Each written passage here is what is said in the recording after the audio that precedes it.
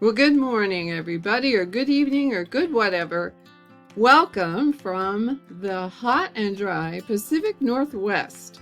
It has been very, very hot, over 100, very dry. Here in where I live, we haven't had rain since May, and the sky is full of smoke.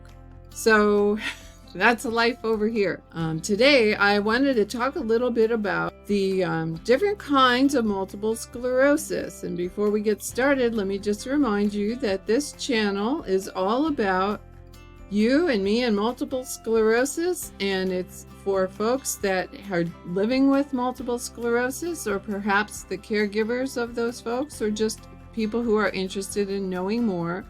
We are not professionals, we're not doctors or nurses or anyone in the healthcare field particularly, but we do know what it's like to live with MS every day. So today I just wanted to go back to some basics because I think I perhaps have not done that very well. Okay, so first of all, according to the National MS Society, and I'll put some links in the description below so you can look up some of this information yourself. According to the MS Society, there are nearly 1 million people who've been diagnosed with multiple sclerosis who live in the United States. And they estimate, and I emphasize the word estimate because the reporting requirements across the globe are different, one country to the next, but they estimate 2.8 million in the whole wide world.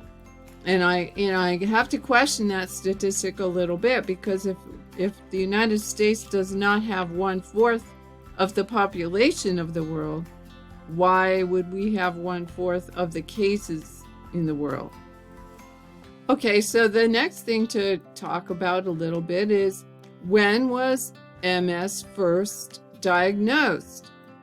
Obviously, we don't know. Throughout all of history, we don't know about folks whether they actually had MS or not. There were all kinds of diseases that were unknown, or by name anyway. The symptoms were not, attributable to anything that people recognized. They just knew that people were sick somehow. They weren't as they had been before. So who knows how long MS has been known to the human race.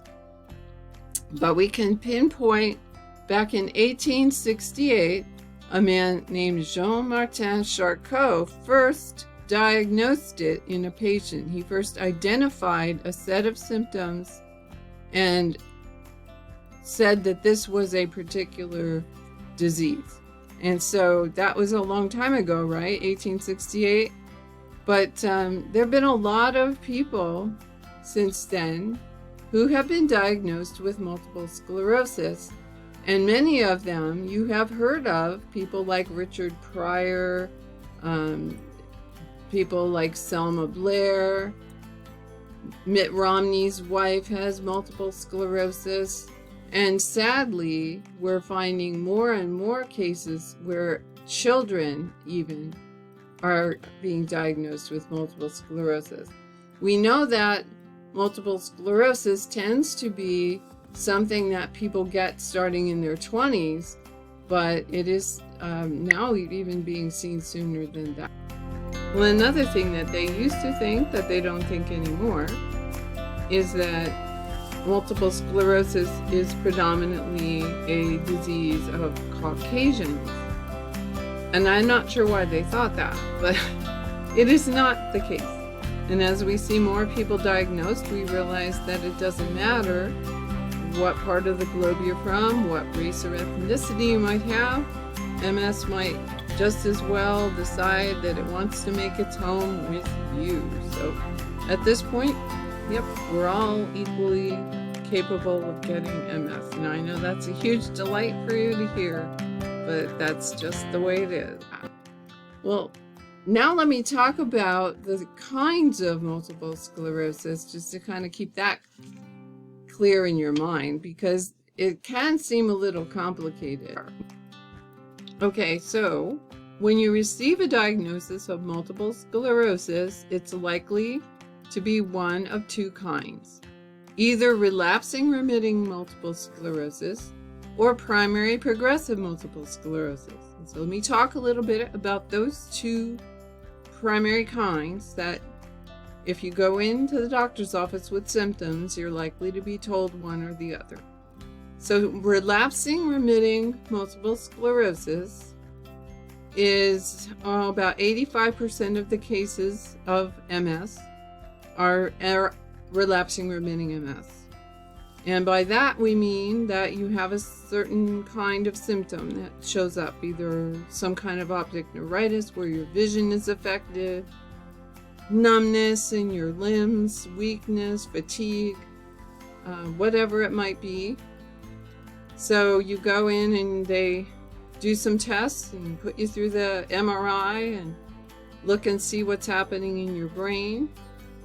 And they might tell you have MS, and they might take a wait-and-see approach, but more and more so they're at least willing to tell you they think it's MS. But with relapsing-remitting MS, you may have your symptoms for a period of time, weeks, days, doesn't matter, depends on what it is, but it will resolve essentially, and that's what they call remitting. So you go into remission where you are not actively symptomatic anymore, and you go back almost maybe to the way things were before, and it's happy day, you want to go on and live your life and put that all behind you.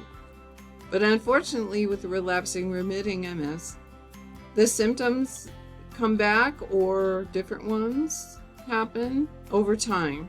So over the next bunch of years, you find yourself dealing with either a repetition of the same symptoms, or a worsening of them, or new symptoms you'd never had before.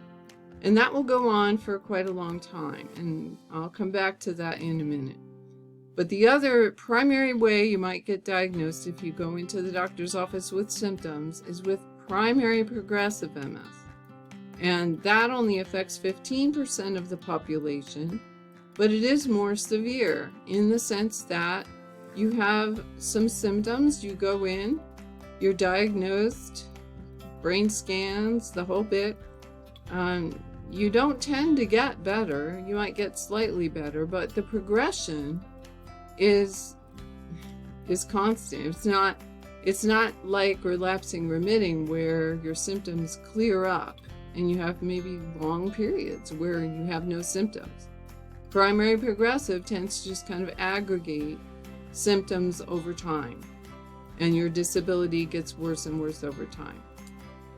And the other third thing I need to talk about is what happens if you stay in relapsing remitting for a number of years, 15 years or more.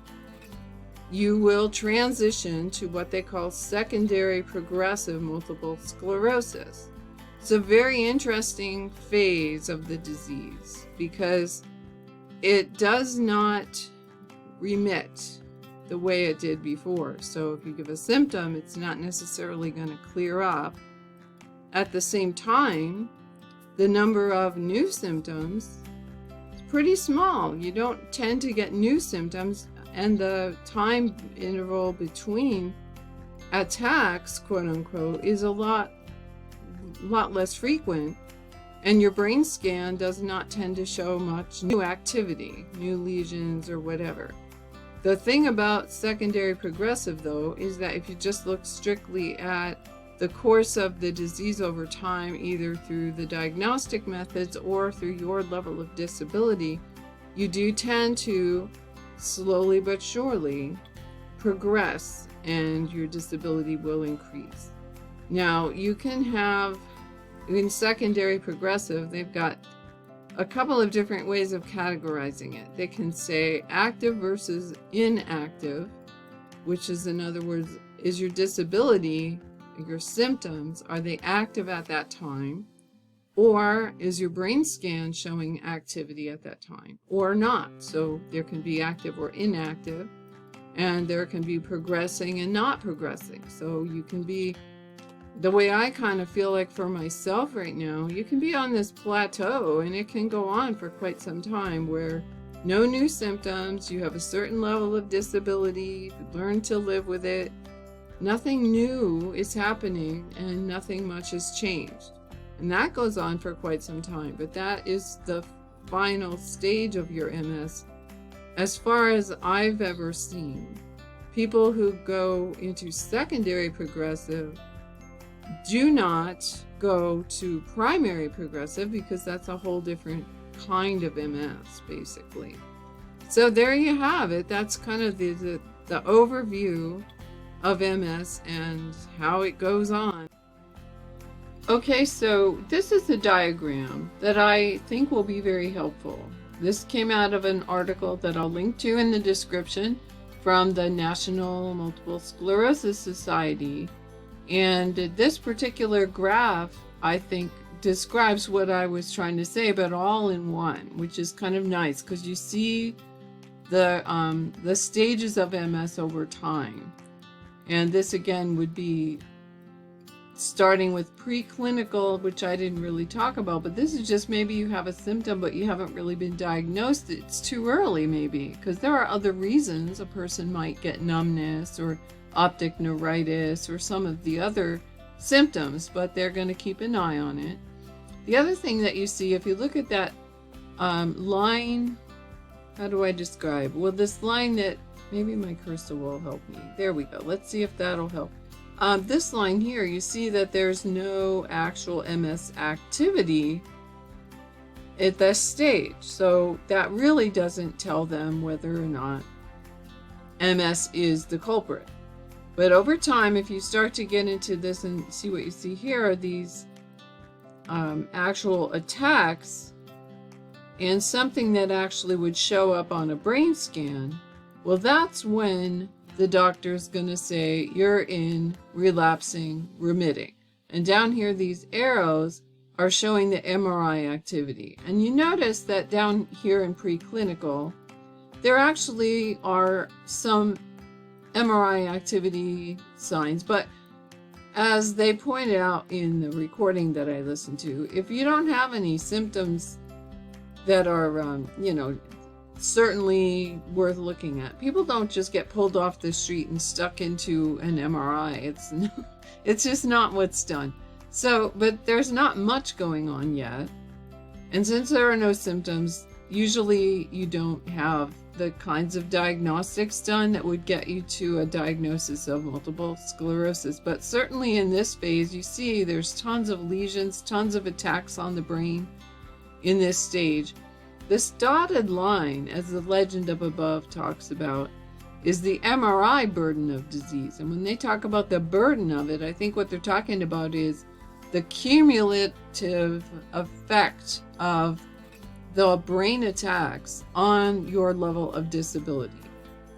And this is all very interesting. The other line that's very discouraging is this brain volume one, this dotted or dashed red line, which shows that over time your brain volume actually begins to shrink. And this is something that continues on no matter